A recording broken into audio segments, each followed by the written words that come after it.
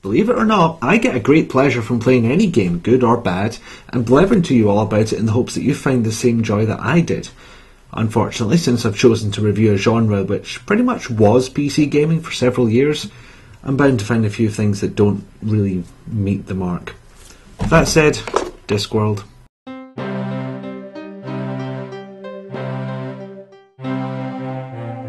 In case you don't know, Discworld is a long-running series of very funny books taking place on a disc-shaped medieval fantasy world, which resides on the backs of 4 elephants riding a giant turtle through space.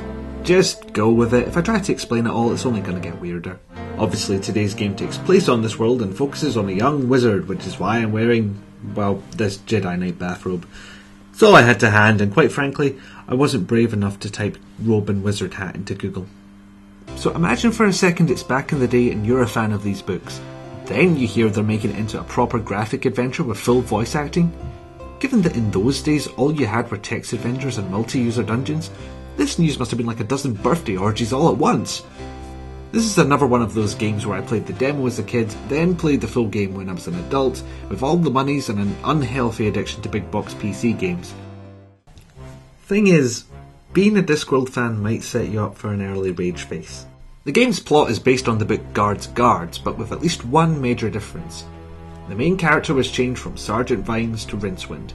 Now, I like Rincewind, and the casting choice of Eric Idle felt so perfect that this put me off watching the TV adaptation of The Colour of Magic. But I had a friend who was a big Discworld fan, and I can't even tell you the damage control I had to do after I told her this little tidbit.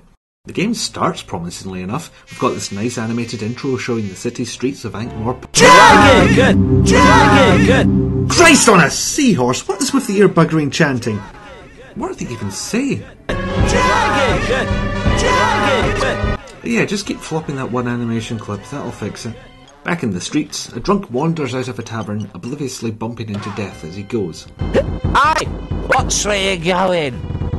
See you soon. Now, in the world of the disc, Death isn't so much the terrifying force of ancient lore. He does the exact same job, but he's more like a morbidly sarcastic version of that guy who shows you to your seat at the cinema. Oh, just bugger off! Mr. Boozeface here then thoroughly confounds somebody who's trying to rob him. That person apparently being Michael Caine. Hands up. Who's there? Hands. Would you mind putting your hands up? Why? What's happening? It's traditional. A well-established ritual of your actual mugger and victim relationship. They both get incinerated shortly thereafter by a mysterious unseen presence. Oh bugger. Which is a dragon. It's so obviously a dragon. It's in a medieval fantasy world that breathes fire. It's a sodding dragon. Granted, the weird chanting made it difficult to understand. God help you if you didn't have subtitles on. Dragon! Good! We finally meet our main character, Rincewind, who's a student of Wizarding School Unseen University. You're called in by the Arch-Chancellor of Unseen U, who sends you out to find a dragon that's been terrorising the city. But before you go thinking there's any benevolence behind this action... If some yokel simply slays the wretched thing without our help, the people will begin to ask just what wizards are for. Actually, sir, what are wizards for? Wizards are firmly behind big dinners, and if you want to keep on eating yours, you'll go and see about this dragon.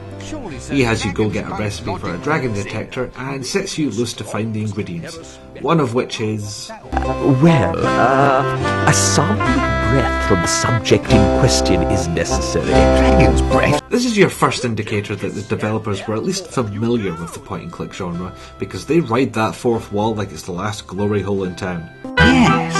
A mysterious shape, a sinister shape, a shape fraught with shapeness. It must be a plot element. Otherwise there'd be a better label. There's one thing that ruins this game for me, it's the constant use of moon logic.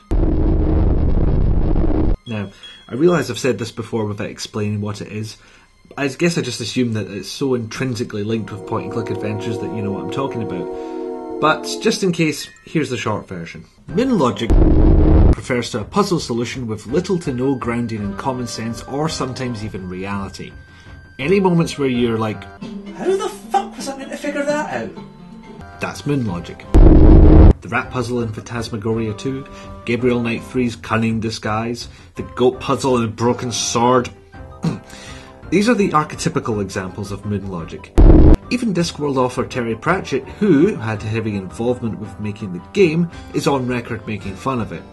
Mind you, the same company managed to make at least one much better game, so they either got a lot better at this or they abandoned their trope trolling altogether. Whatever they did, it worked. The game mostly has you exploring Unseen University and the infamous city of Ankh-Morpork. Again, this must have been such a treat for Discworld fans.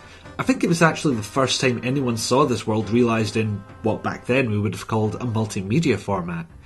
Thor's balls did that go from exciting to meaningless in a bloody flash. First impressions are good. No clumsy verb box, just a simple clicking interface that leaves lots of room to show off all the lovely pixels. Oh yeah, I forgot to mention, your main inventory is a sentient chest and it follows you everywhere you go. In this game, the luggage is a convenient storage device. Not to mention a convenient homicidal maniac, should one be required. No explanation as to why it's bottomless, but at least it explains why you can carry around dozens of items without having your pockets dragged behind you like a fat lumpy tail. Why can't I just have an inventory window like anybody else? And yes, the game comes from Terry Pratchett, so if you like his sense of humour, you will find it funny, although a slight tolerance for puns is required. This sodding thing hasn't got a doorknob. Sex Magic, the book of the 32 unspeakable acts, with a compendium containing several speakable ones, and 6 more that everyone involved would rather forget about. No wonder it's on ice. Who do you think you're poking? I'm a great wizard, I am. Turn you into a mindless, ugly toad. Gosh, it worked. Well, where's the doorknob then? How can you have a door this big without a knob? Are you saying that this is my appointed time to die? Well, since you put it like that, no. But I thought, there he is. And I'm happening to be passing, you know. It's a kind of outreach policy. If it's all the same, I'd rather wait. Oh, if you insist. I'll see you later. How much later? Don't start reading any long books. I like to think that everybody should play and finish a point-and-click adventure at least once. If not just as an example of great dialogue and storytelling, or exercises in logic and puzzle solving, but just as an example of the history of this frankly wonderful hobby of ours. And I said before, this genre used to dominate PCs in the same way that FPS games seem to dominate the entire gaming landscape today. I also like to think that it's pretty rare that I'll tell you not to play a game. Sadly, this is one of those times. It just becomes a chore to play. By about the 5th puzzle, you've already scratched your head into a premature bald spot, and you'll just start brute forcing through it with the use everything on everything else tactic for every puzzle that comes next. You could resort to using a walkthrough, but then you're not playing a game, you're following a script. It's not as if there's nothing good about the game. The graphics were pretty for the time, and they'll scratch any nostalgic bug you have. The voice talent do a great job of a funny script that draws on the stereotypes of both point-and-click games and the fantasy genre. The conversation interface also leaves room for some extra funny lines by letting you choose how you'll act. If you're a fan of Discworld, you might get through it okay. For lack of better terms, I would call myself a casual fan, and by the time I got through the end of Act 1, I was done.